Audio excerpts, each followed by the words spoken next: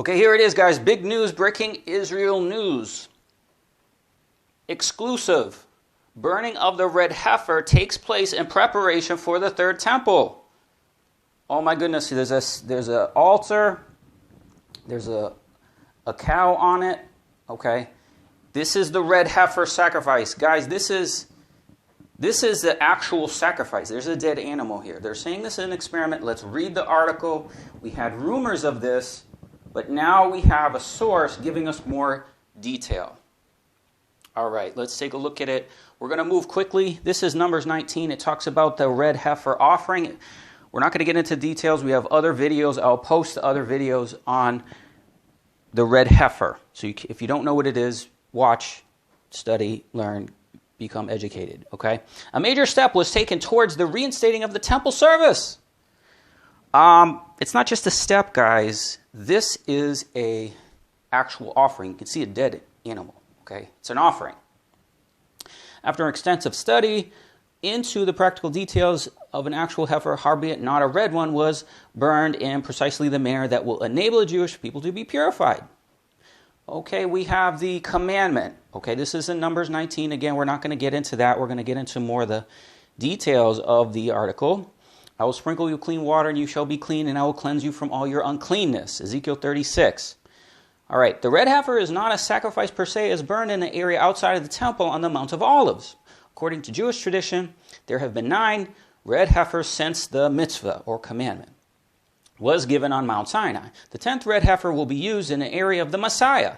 So what they're saying in the Jewish writings, there were 9 red heifers that were offered. The 10th one would be at the time of the Messiah.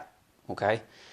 The last red heifer was prepared in the high priest Ishmael ben Piavi around 60 CE, and its ashes were sufficient for the next 300 years. Science meets the Bible. Okay, now this is the professor. Now I'd heard about this, but now we got the details. Okay, here's the professor. He's overseeing this, working with the Temple Institute.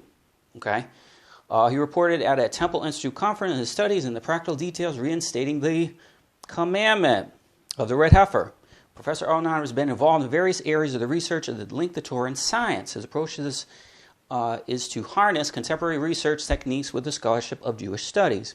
The burning of the red heifer is a biblical commandment that was performed at the end of the Second Temple period. This is a rare ceremony that took place once in several generations, and the ashes were used to prepare sanctified water that granted ritual purification. Historical sources indicate the practice of the purification using the ashes of red heifer continued into the 4th century CE. The details of the burning of the heifer and the method of preparing the ashes appear extensively in the sources, Jewish sources. Therefore, the subject has only been studied theoretically. But the professor explained that he conducted research in cooperation with the Temple Institute and simulated an experiment of burning a red heifer was conducted to investigate several research questions, such as how much wood is required to burn a red heifer completely with ashes, the remaining of the burning. How is it possible that the ashes from one heifer, as it appears in sources, can supply ritual purposes for many years? One of the models that were used to build experiment programs were the rite of cremation, which is conducted on the day in India and Nepal. The designs of the entire experiment took many months, and the implementation itself carried out from the eye of the public and the media. Only after the analyzing the results did it become possible to publish it. This is why we're just hearing now. In the course of the experiment, all the specifications mentioned in the sources were reconstructed, beginning with the excavation of a wine press, a rectangular pit which was built to dry the wood, the oak, the pine, the fig trees. For the purpose of the experiment, a pure sick heifer was selected of a certain breed, which is prevalent in ancient Israel. He emphasized that the heifer used in the experiment is not red. The purpose of burning lasted some 9 hours, and the heifer's ashes, together with the wood used to burn it, yielded several tons of kilograms of ashes. It emerged that the amount of ash needed to prepare the ritual ashes, emergence about sprinkled over the water. Okay, based on the amount of ash obtained, and the investigator proposed a theoretical model to calculate how many instances of sprinkling the water this amount could actually yield. This is a groundbreaking study in historical significance because there has been no investigation into the practical implementation of the laws since the destruction of the temple. The experiment was designed to check the amount of ash produced and whether it would be enough to purify every Israelite living today. Okay, and here's a kind of demonstration of the people. See, they're up on the Mount of Olives, okay, and then across, you got a road that's going across over into the temple here. You can see there's the temple. These are all the people, and here is the red heifer on a wood altar. Okay. All right. According to the professor's research, the average amount of ash produced in the pine. Okay, we got some details, some specifics. You can have more time to read all that. It's talking about the wood. A continuous and extensive fires is required since the red heifer must be completely consumed, bones and all. In this respect, it's similar to the cremation customs of Nepal and India, which have been conducted for thousands of years, even until today. His research concluded that in order to burn a heifer weighing 100 kilograms, 1/2 ton of wood is required. Okay, the details of building. Okay, building the pyre, burning the heifer. There are still several elements that are verified before the actual ritual can be performed. The Temple Institute is still investigating the precise location where the red heifer is burned. Now, guys, the Mount of Olives is in East Jerusalem. That's a Palestinian. I mean, it's Palestinian areas. So for the purpose of the experiment, a trough was carved into a bedrock, 2 meters in length and wide and such deep. The pyre or the altar, I think when they're saying pyre, they're talking about this wood pyre, was constructed in a manner described in the oral Torah. Okay, so the Jewish writings kind of describe some of this. For the trowel burning, the preppers used logs and everything. Okay, the actual tower, a cow weighing such and such amount. Okay, the cow was lifted into the pyre. The experiment was carried according to the strictest details of the ritual, with the head of the cow towards the south and the legs facing west. I mean, wow, so much detail. When the experiment began, the fire spread quickly, and within 1 hour, the belly of the cow collapsed. Okay, wow, guys, this is happening. Okay, in addition to the heifer, there were this is the amount of wood that was used. I mean, this is amazing. And now what they're saying is billions of Jews can be purified.